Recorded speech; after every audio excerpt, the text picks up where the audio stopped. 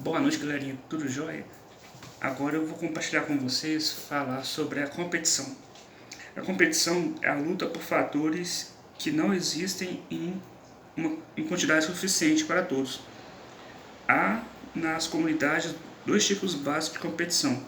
A competição interespecífica entre os organismos de uma mesma espécie e a competição interespecífica, que opõe populações diferentes da comunidade. Os dois tipos de competição regulam o tamanho das populações, fazendo parte da resistência ambiental. Competição interespecífica. Um dos exemplos de competição interespecífica pelo espaço se observa no fenômeno da territorialidade. A territorialidade foi observada em animais muito diferentes, como macacos, focas, alguns lagartos e grande número de espécies de aves e peixes. Consiste na escolha de um território em que o animal se estabelece, defendendo contra outros indivíduos da mesma espécie. Um exemplo: na época da reprodução, o macho de uma espécie de pássaro delimita seu território, não permitindo a aproximação de outro macho da sua espécie. Muitas vezes a demarcação é feita por meio do canto, que sinaliza para outros machos que aquela área está ocupada. A delimitação do território é uma condição importante para o acasalamento, já que um macho sem território não se reproduz.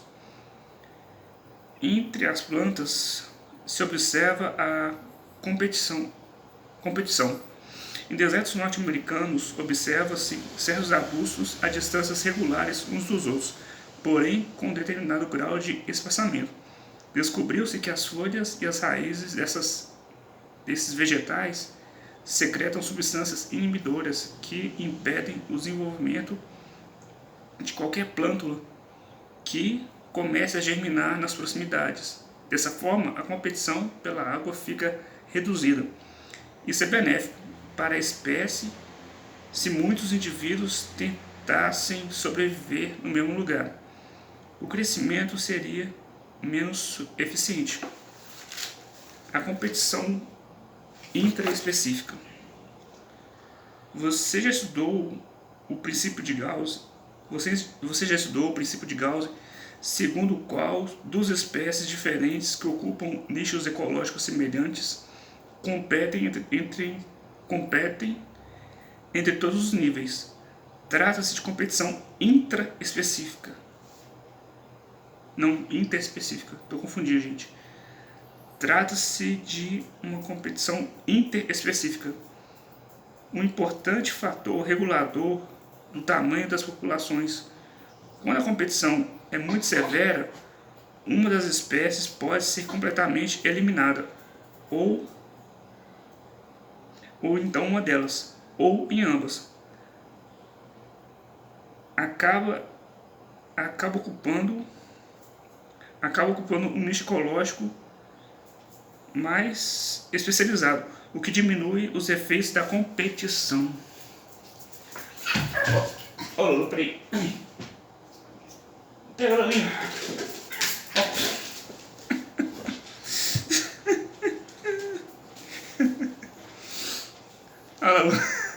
A Lolinha ali. Ela apareceu ali. Veja um exemplo. As cracas são crustáceos que ficam presos às rochas nas regiões de maré. A figura ao lado mostra em cores diferentes duas espécies, a Balanus sp e a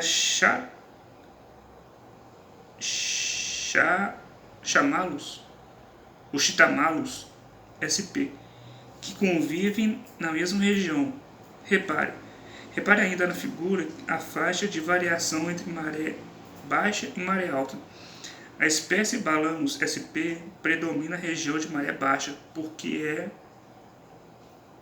mais sensível à desidratação do que a Chatalanus sp, que vive nas zonas de maré alta. As larvas de ambas que nadam podem fixar em qualquer lugar, mas a Balanus sp não sobrevive na parte alta da rocha. Assim, os nichos ecológicos das duas espécies são bem delimitados em razão das condições ideais para cada espécie e da competição. Deixa eu ver outra coisa aqui.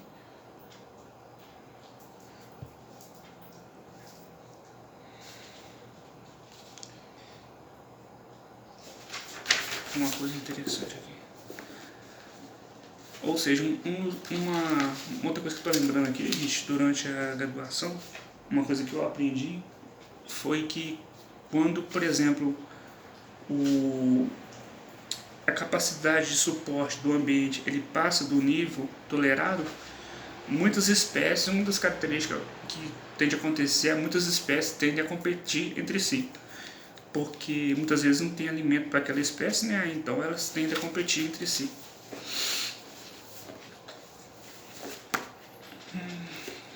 Deixa eu ver aqui. Predação. A predação é uma relação ecológica na qual o predador alimenta-se de uma presa, normalmente menor do que ele. Algumas experiências realizadas em laboratório por Gauss com dois protozoários ciliados, o Paramecium caudatum e o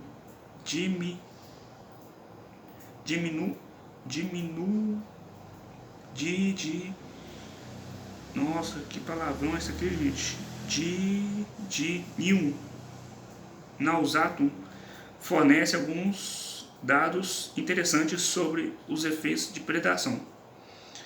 Os paramécios podem ser nutridos com uma dieta de bactérias, enquanto o Didinium utiliza os paramécios como alimento. Um meio de cultura, como a aveia, favorece o desenvolvimento de bactérias. Na primeira experiência, Gauss introduziu 5 paramécios em um tubo de ensaio com aveia e bactérias. 2 dias depois, foram introduzidos 3 Didinium.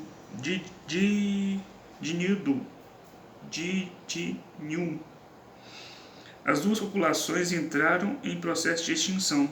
Os paramécios, 3 dias depois da experiência, os Didinium, 4 dias depois.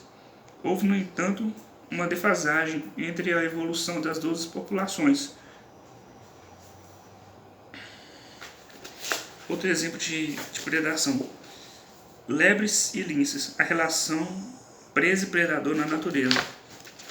Ai, peraí, gente, eu só pegar essa bolinha do cachorrinho. Tô brincando com o cachorrinho também, gente. A cachorrinha tá participando do vídeo também. É a nossa estrela do vídeo. Um caso bem conhecido é a interação entre populações de lebres, as presas, e de linces, predadores, em que cada população parece regular o tamanho uma da outra. Considere alguns fatores.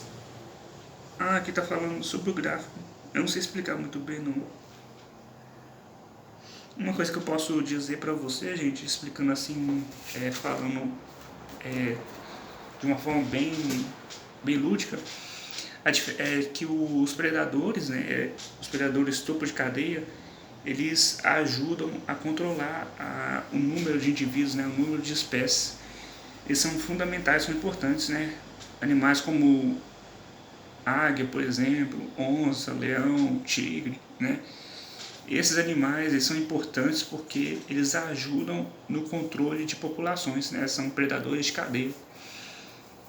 E por um lado é difícil, né, gente? A gente vê assim, né? Muitas vezes a gente vê documentário assim, vê um animal predando um outro. Mas isso na natureza é questão de sobrevivência, né, gente? Adaptação, né? É isso aí, gente. Foi um prazer. Foi um prazer compartilhar com vocês conhecimento. Pra mim foi um prazer enorme, sabe, gente? Compartilhar com vocês um pouco do que eu aprendi, né? Um pouco de conhecimento. E no que eu puder, né? Compartilhar com vocês. Tô aí, gente. O que eu souber, o que eu puder, né? Vai ser um prazer enorme compartilhar com vocês. Beleza? Obrigado!